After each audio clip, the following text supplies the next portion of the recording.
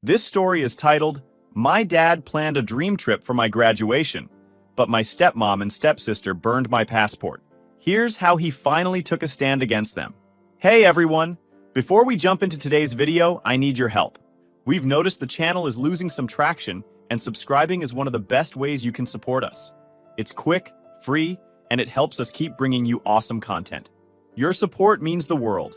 Let's keep this channel growing together. Thanks so much. Now let's start the video. Hey everyone.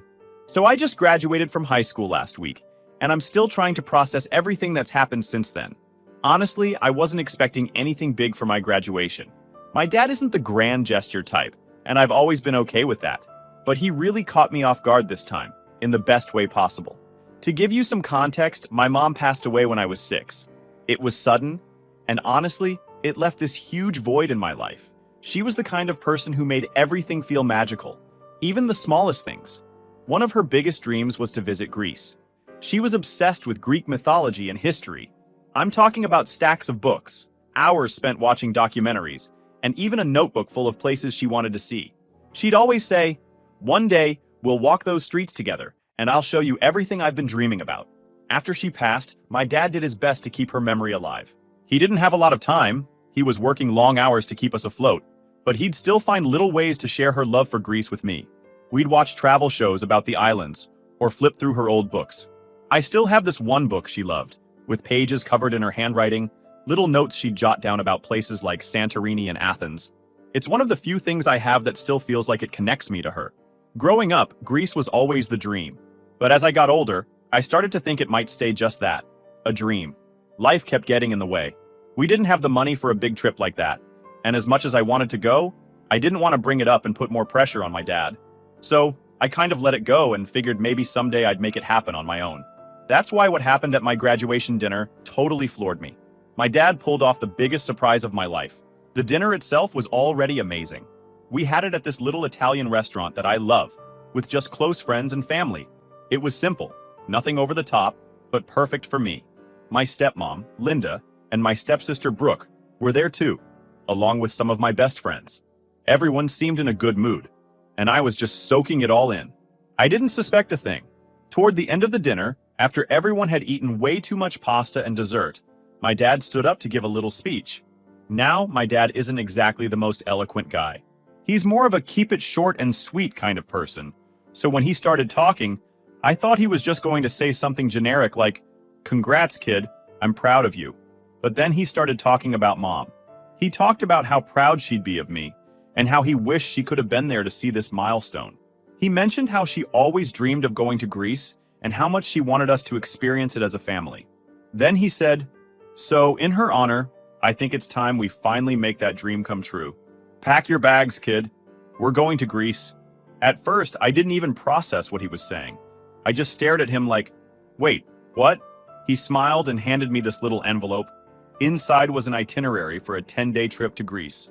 Santorini, Athens, the Acropolis, all the places Mom used to talk about. I couldn't believe it.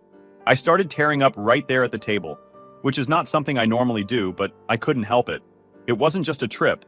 It was everything my mom had wanted for us, finally coming to life. The best part? It was going to be just me and Dad. Don't get me wrong.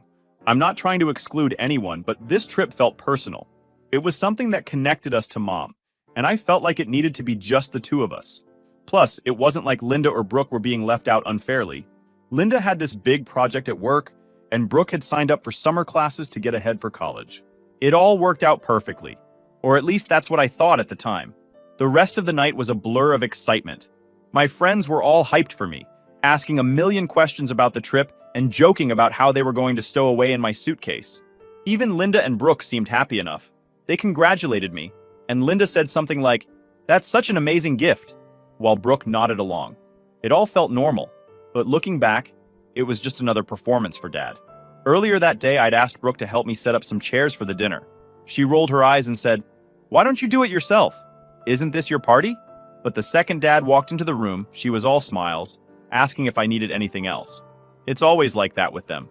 If I forgot to do something, I'd hear about it for days. But if Brooke didn't lift a finger, it was suddenly no big deal.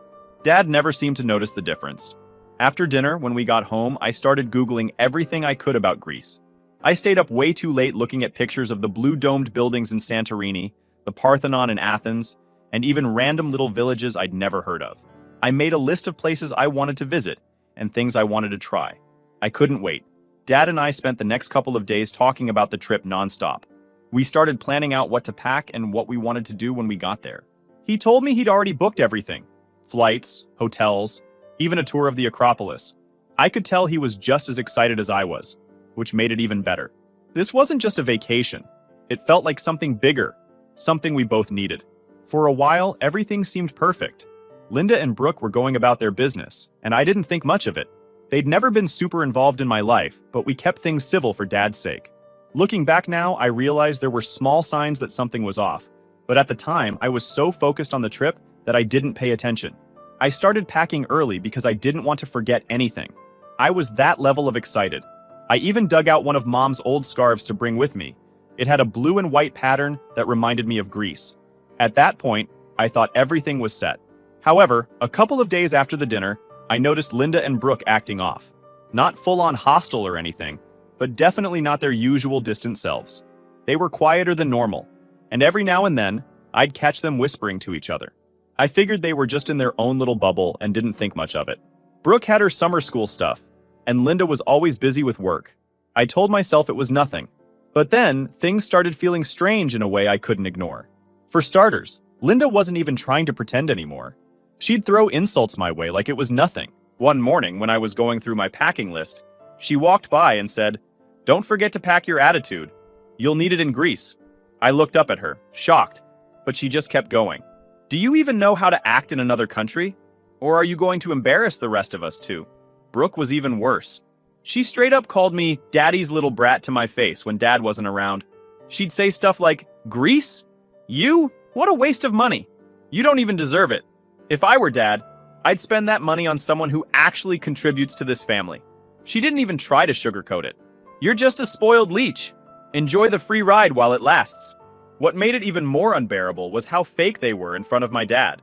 The second he walked into the room, Linda turned into this perfect Stepford wife. She'd say, "Oh, sweetie, did you figure out your outfits yet? I can help if you need." Or, "Greece is such a wonderful choice for a graduation gift, Richard. You're such a thoughtful dad."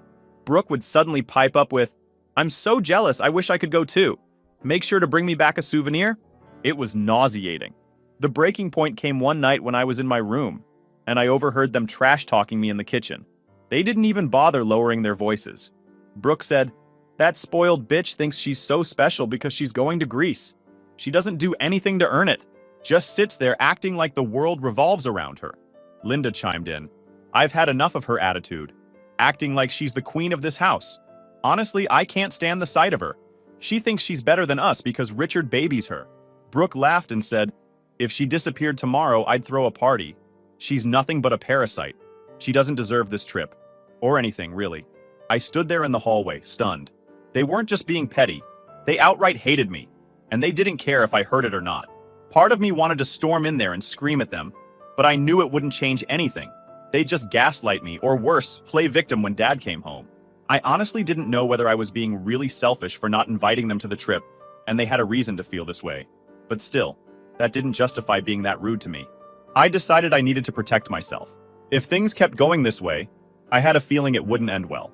That's when I got the idea to start recording their conversations. It wasn't something I took lightly, but I felt like I had no other choice. I didn't trust them, and I needed proof in case things got worse. So I downloaded a voice recorder app on my phone and started keeping it with me whenever they were around. I didn't have a clear plan for what I'd do with the recordings, but it felt like the safest move. It didn't take long for them to slip up. One night, Dad had to work late, so it was just the three of us at home. I stayed in my room most of the evening, but around 9 p.m., I came downstairs to grab a snack. Linda and Brooke were in the kitchen, and the second they saw me, they stopped talking. It was so obvious. I pretended not to notice, grabbed some chips, and went back upstairs. As soon as I was out of sight, they started talking again. I turned on the recorder and quietly made my way back down the stairs, stopping just before the kitchen. I couldn't see them, but I could hear every word. Linda was saying, "She's such a pity, thinking she's so special because she's going to Greece. I don't see what's so great about it." Brooke laughed and said, "Yeah, and she doesn't even realize how easy it would be to ruin it for her. She'd never see it coming." I felt my stomach drop. Ruin it? What were they even talking about? I wanted to storm into the kitchen and demand answers, but I forced myself to stay calm. I had what I needed on the recording. Better to let them keep talking and show their true colors. I couldn't listen anymore. I sat in my room later that night, listening to the recording over and over.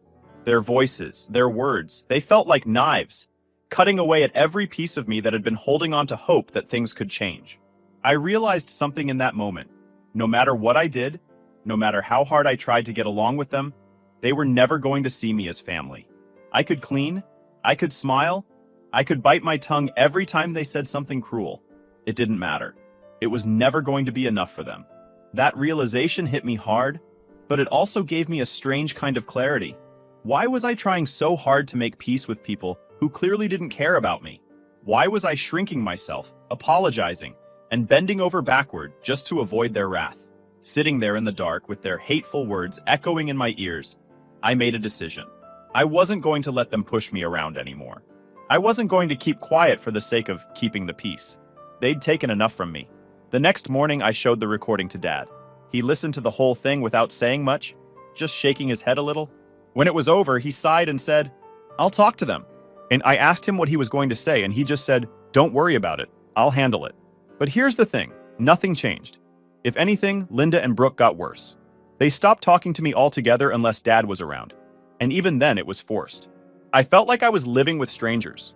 Dad, on the other hand, acted like everything was fine. He said they were just having a hard time, and that they'd come around eventually. I didn't buy it. The recording had made it clear they weren't just being difficult, they were actively trying to mess things up for me. I didn't know how far they'd go, but I had a sinking feeling I was about to find out. 2 days before we were set to leave, I decided to start gathering all my documents. Passport, tickets, itinerary, everything. I'd kept my passport in a small zippered pocket in my carry-on bag for safekeeping. I knew exactly where I'd put it, so I wasn't worried. I opened the pocket to double-check, and my heart stopped. It wasn't there. At first, I thought maybe I'd put it somewhere else without realizing it. I mentally retraced my steps, trying to remember if I'd taken it out for some reason. I couldn't recall ever moving it, but I didn't want to panic yet. I went through my entire bag, every pocket and compartment, hoping it had just slipped into some hidden corner. It wasn't there. I emptied the bag onto my bed and searched through all the clothes and items I'd already packed, one by one, shaking out anything that could have possibly hidden the passport. Still nothing. That's when the panic started to set in. I tore through my room next, checking every drawer, every shelf, even the tiniest crevices between furniture. I looked under my bed, behind the nightstand, inside books, anywhere it could have fallen or been misplaced. Nothing. I started muttering to myself, "This doesn't make sense," over and over, as if repeating it would magically make my passport reappear. I moved on to the living room, thinking maybe I'd left it on the coffee table or counter while sorting things. I pulled apart the couch cushions, checked under the rug, and even opened random drawers in the entertainment center, just in case. Again, nothing. The more I searched, the more frantic I became. This wasn't like me. I was meticulous about keeping important things where they belonged. There was no way I'd just misplaced my passport. Linda and Brooke were in the kitchen when I finally gave up scouring the living room. My nerves were shot. My hands were shaking as I walked in. I tried to stay calm as I asked, "Have either of you seen my passport? I can't find it anywhere." Linda didn't even bother looking up from her coffee. "Why would I know where your passport is? You're the one who's going on this grand vacation, not me." Brooke snorted from across the room. "Maybe it grew legs and ran off. Even your passport knows you don't deserve that trip." I stared at them, my frustration boiling over. "Can you be serious for once? This isn't a joke. I need it for the trip." Linda finally glanced at me, raising an eyebrow with that smug expression she'd mastered. "Well, if you were responsible, you wouldn't have lost it in the first place. Maybe you should try looking harder." That comment set me on edge. It wasn't just dismissive, it was condescending, like she already knew I wasn't going to find it. I glared at her for a moment, then stormed back upstairs. I went through my room again, this time more aggressively, pulling open drawers and tossing things aside. Still nothing. It was like the walls were closing in on me. After another 30 minutes of fruitless searching, I decided to try one last-ditch effort. I opened my closet and started pulling everything out. Clothes, shoes, old boxes, even things I hadn't touched in years. I told myself I wouldn't stop until I found it. That's when I heard Brooke's voice from the hallway. "Still looking for that passport?" I turned to find both her and Linda standing in the doorway, smirking. The look on their faces made my stomach drop. Something about their expressions told me this wasn't just them being rude. They knew something. I didn't respond. I just kept digging through the pile of clothes I'd pulled from my closet. Linda crossed her arms and leaned against the doorframe.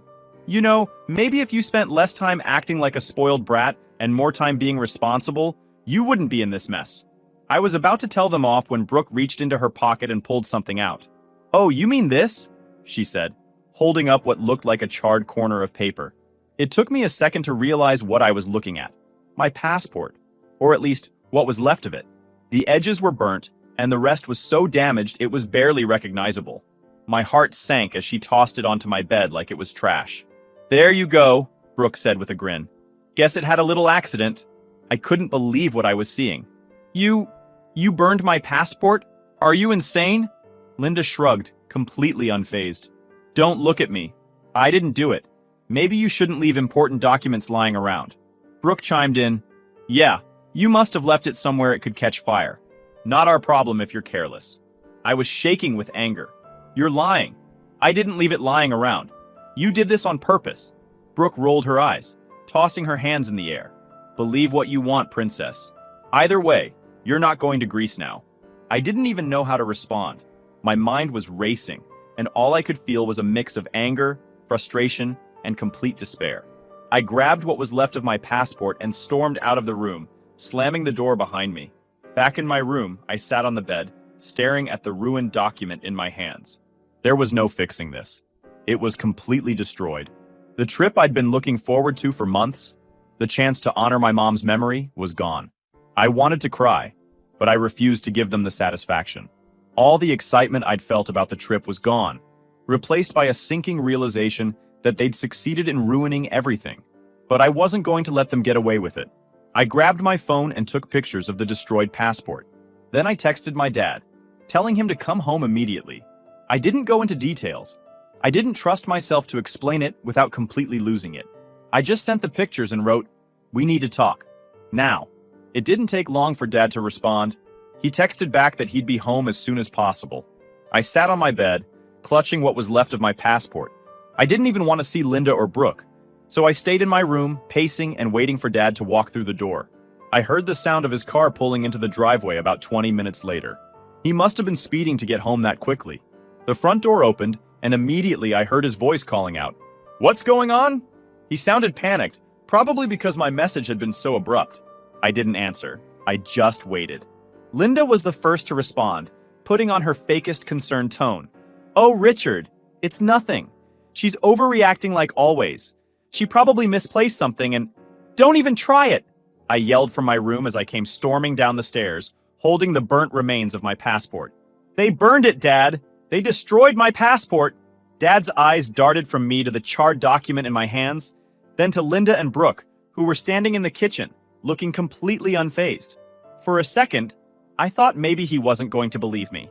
Then he said, "What the hell is this?" in the angriest tone I'd ever heard from him. Linda immediately went on the defensive. "Oh, come on, Richard. You know how careless she is. She lit a cigarette and forgot it besides her passport, and it got damaged. You know teenagers don't take care of their things." I couldn't believe it. "I don't even smoke." Brooke chimed in. "Yeah, she's just trying to blame us because she's too irresponsible to admit she messed up." I couldn't hold back anymore. "They're lying." My voice was shaking, but I didn't stop. "Dad, I've kept quiet for so long because I thought it would make things easier. I thought if I just put up with it, if I just stayed out of their way, they'd eventually come around. But they haven't. They're not going to. They don't care about me. They never have. And I'm done pretending everything's fine just to avoid making waves. You need to see them for who they really are." My heart was pounding, and I could feel my hands trembling as I looked at him. I'm done being the one who always has to compromise. I'm done letting them treat me like this while acting like angels in front of you. You can do what you want, but I'm not staying quiet anymore. Dad looked at me, then back at them. He was quiet for a moment, probably trying to process everything. Finally, he said, "Why would they do something like that?" His tone wasn't dismissive, but it was clear he was struggling to believe this was intentional.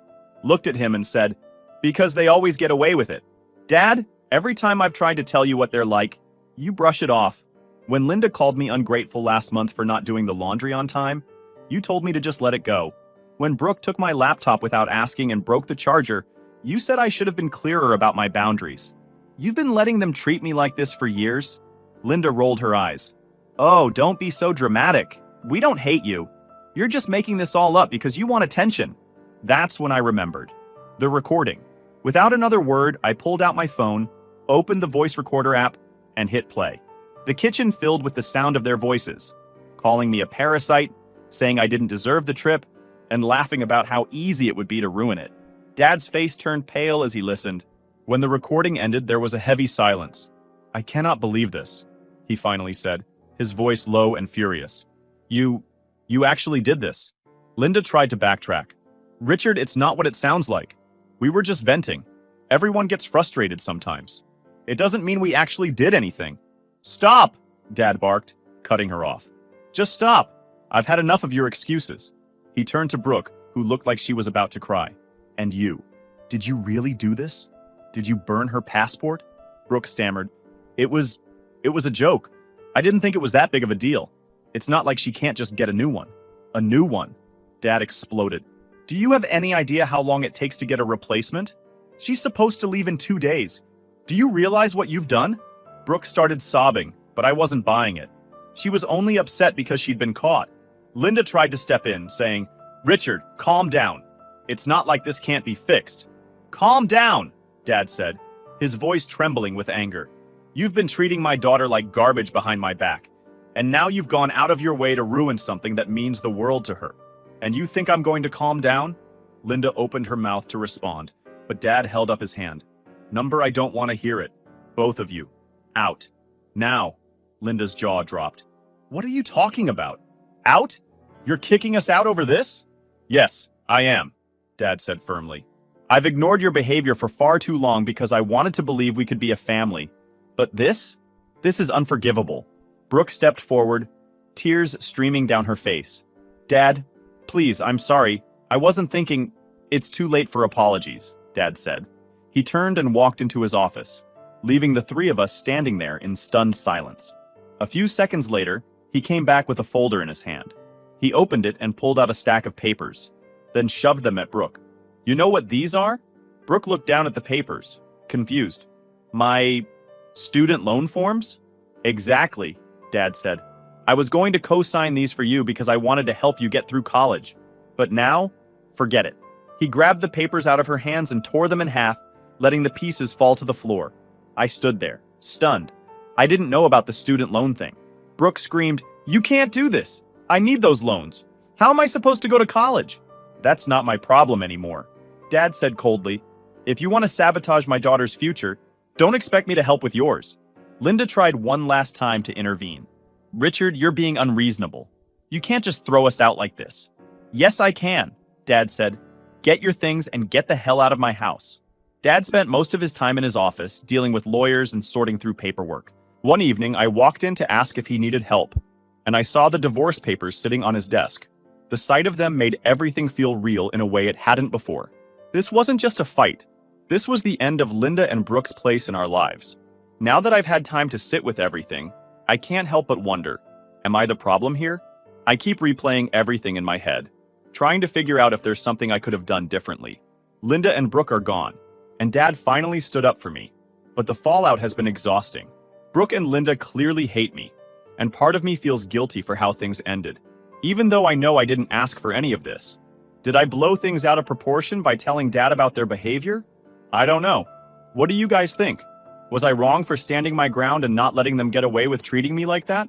I could really use some outside perspective on this. Final update.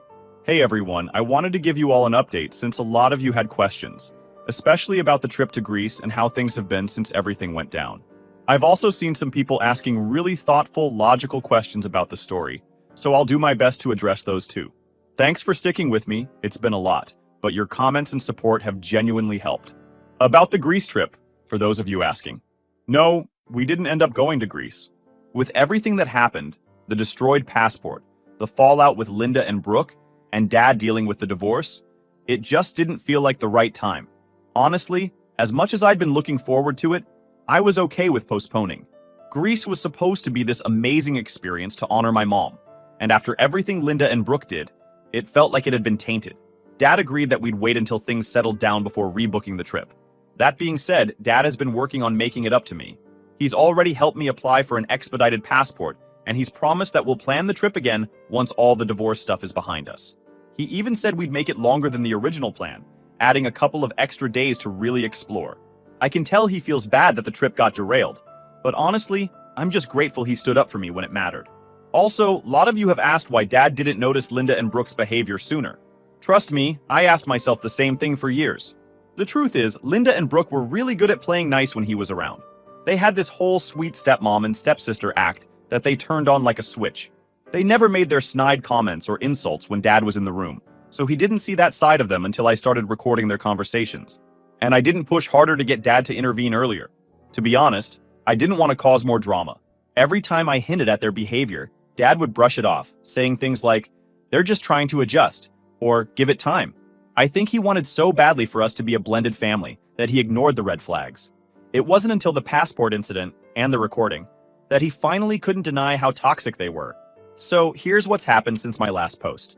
A week after Linda showed up at the house unannounced, she escalated things. She started texting Dad, saying she'd fight for the house and the divorce. She hasn't paid a dime toward the mortgage or utilities since moving in. Everything was in Dad's name, but that didn't stop her from claiming she deserved half. Her texts ranged from manipulative, "Do you really want to break up this family?" to downright aggressive, "You'll regret this, Richard. I'll take everything from you." Dad finally had enough and involved his lawyer. They're now sorting through all the financial stuff, and it's clear Linda doesn't have a leg to stand on. She's panicking though, and it's painfully obvious. The last time she called, she screamed about how she was going to expose him for being a bad husband. Dad just hung up on her.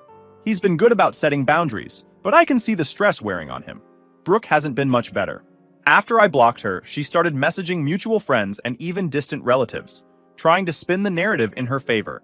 She told people I destroyed her future because Dad refused to co-sign her student loans. One of my cousins actually texted me, asking if it was true that I forced Dad to kick them out. I had to explain the whole story to shut down the rumor mill. Brooke's tactics haven't worked as well as she hoped, though, because most of the family knows how Linda and Brooke treated me. One bright spot in all of this? Dad and I have started to rebuild our relationship. For a long time, I felt like he didn't really see me.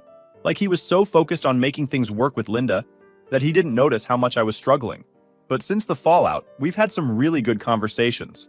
He's apologized more times than I can count, not just for the passport incident, but for everything he ignored over the years. He even said he regrets marrying Linda in the first place, though I told him it's not about regret, it's about moving forward.